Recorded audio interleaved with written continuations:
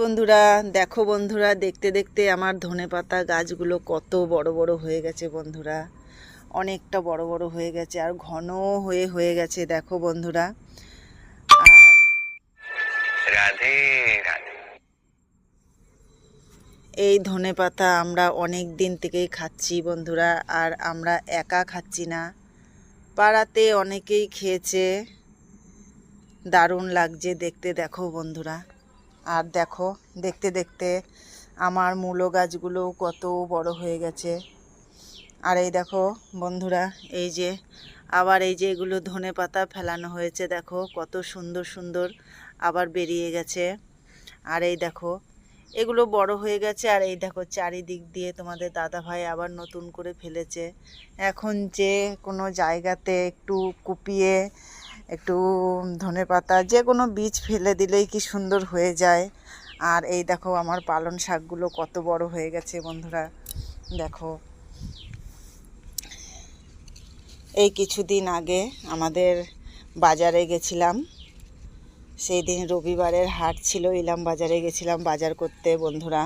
তা আমার মতনই এই দেখো আমি যেই পালং শাকগুলো লাগিয়েছি এই সাইজেরই শাক, এই ছোটো একটা আটি, তাই বলছে যে 20 টাকা দাম। কিন্তু এখন ভাবছি যে সেই 20 টাকা দাম সেটাই আমাকে নিতে হলো, যে আমাদের খেতে ইচ্ছা হয়েছে নতুন শাক, ওই জন্য 20 টাকা আটি দিয়েই নিয়েছি বন্ধুরা, কিছু করার নাই। কিন্তু এখন আমি ভাবছি যে আরও একটু পালং শাক ফেলে দিলে আমাদের ভালোই হতো। আর দেখো কত সুন্দর ঢালা ঢালা পাতা হয়ে গেছে। খেয়েছি এখান থেকেও 2 দিন খেয়েছি। তারপরে এই দেখো মূলো শাকগুলো দেখো বন্ধুরা, মূলো শাকগুলো এত সুন্দর লাগছে।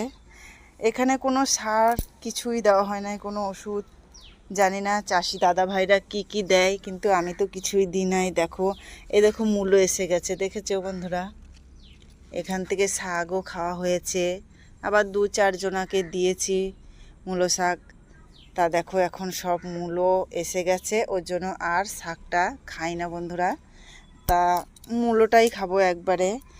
আর আর আমার এই শাকটা নিয়ে একটু খারাপ লাগছে আমার, কবে ফেলেছি দেখো। এগুলো হচ্ছে পনকু শাক বন্ধুরা, পনকা শাক। তা কবে ফেলেছি দেখো, শাকগুলো আমার বাড়ছেই না কেন কি জানি। কোনো তো ওষুধপালা তো কিছু দিতে হবে কি না সেটাও আমরা জানি না, কি দেব কি না দেব। চাষ তো করি না, জমি জায়গা নেই আমাদের সত্যি কথা বলতে। তাই একটু জায়গা পড়েছিল, তাই